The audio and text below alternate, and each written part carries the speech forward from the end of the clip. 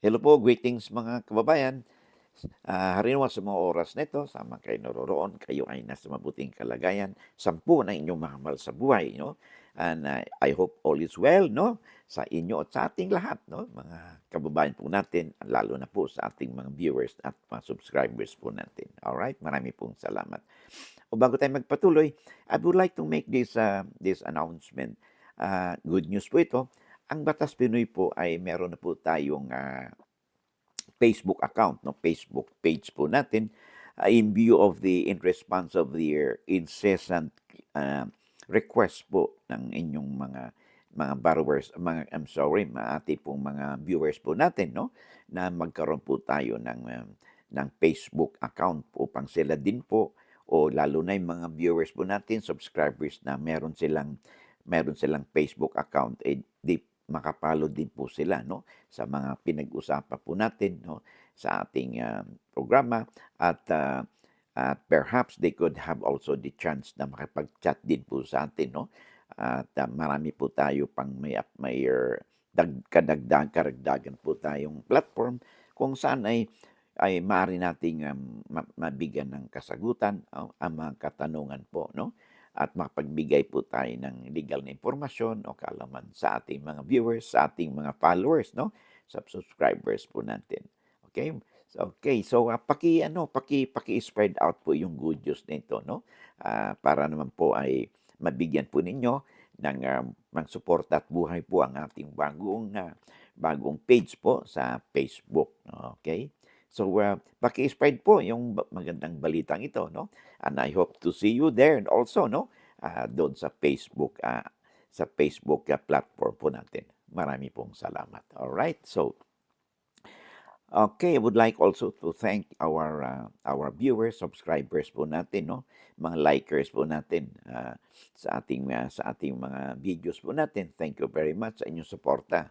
And sa mga hindi pa po nakapag-subscribe because according po sa datos po ng YouTube, more than 60% po ng ating mga viewers ay hindi pa po subscribers. So kung kayo isa po kayo ron at kung if you find our videos interesting at saka informative, hindi naman po siguro kalabisan pag ako po ay hihirit po sa inyo ng isang subscribe po, isang like and share po at maligaya na po tayo ron. Okay? Because you will give us or you'll give me the opportunity para ma-spread out pa po natin ang ating pong advokasya na makapagbigay po tayo ng legal na impormasyon o kalaman sa ating mga kababayan. They could be your friends, your relatives, or they could be your neighbors, no? O kakilala ninyo na sila rin ay makapag-relate po sa ating pinag-usapan at sila din ay may matutunan, may mapulot, no, sa ating pinag-usapan. Sabi natin ay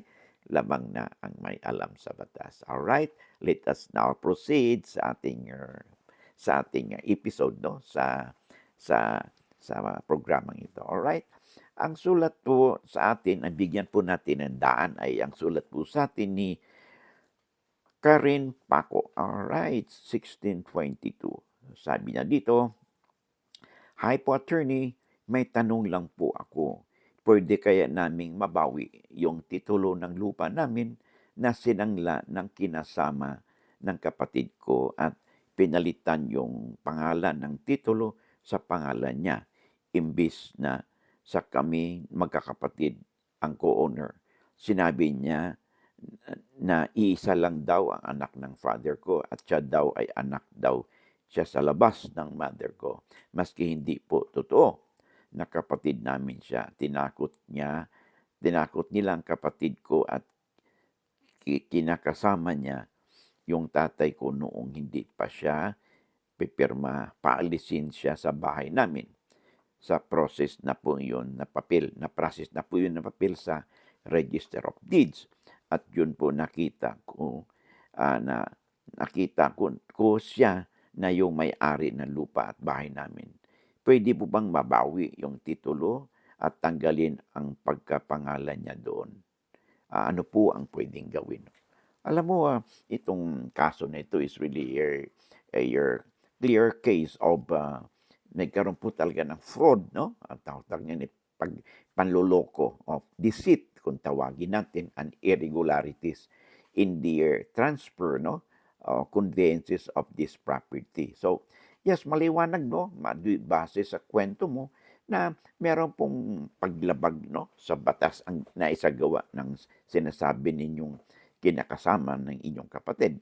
So yes po, meron pong pag-asa na meron kayong legal remedies kung tawagin para mabawi po ang nasabing lupa na that was irregular, that was through deceit or fraud ay napatituluhan po ito sa kapatid na sa kinakasama ng inyong kapatid which is not supposed to be. So ang gagawin po ninyo upang mabawi po ninyo ang property nito at ay makipag-ugnayan kayo sa inyong lawyer, makipag-file kayo ng petition sa korte for their cancellation, reconveyance and cancellation of the title and the declaration of whatever conveyances that was made or used by the partner of your kapatid dito sa inyong lupa para mabawi po ninyo ang inyong lupa nito. And of course, this is without prejudice doon sa inyong karapatan na mag-file din mag-file din po kayo ng danyos doon sa nasabing kinakasama ng inyong kapatid.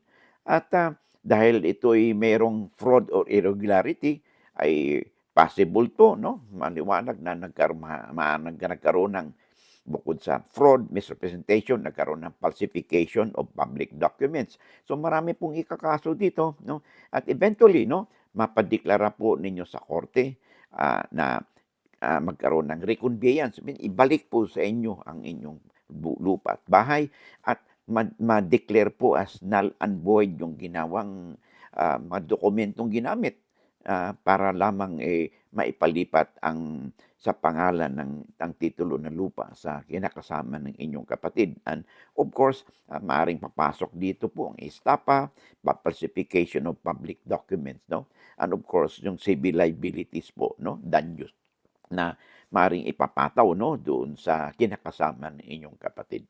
So, makipag-ugnayan kayo sa inyong lawyer upang sa ganun ay may sagawa ang kaakibat naman legal remedies upang mabawi po ang inyong property at may balik po sa inyo ito. Okay?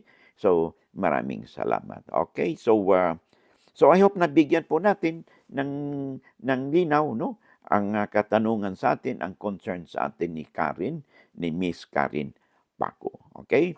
So marami pong salamat. Oh, by the way, bago tayo magpatuloy, I would like to reiterate again, yung ating naunang pahayag po, baka sa latecomer po, ay ang Batas Pinoy po, meron na po tayong Facebook account, So, kung meron po kayong account sa Facebook, please follow, our new page, bubukas lang po natin sa account na ito. So, mabibilang pa lang po sa daliri ang mga nagpapalo. So, kung kayo po ay may Facebook account o merong kaibigan, kamag-anak, o kakilala ninyo na merong Facebook account, paki-spread out po yung good news, na ang Batas Pinoy po ay may Facebook account po tayo. And mabigyan tayo ng oportunidad din, na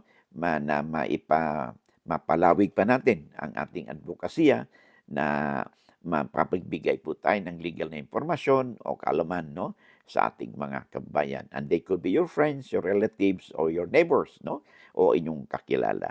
Kaya sabi nga natin ay lamang na ang may alam sa batas. Okay, so I hope to see you again in the next video po natin. Maraming salamat at God bless.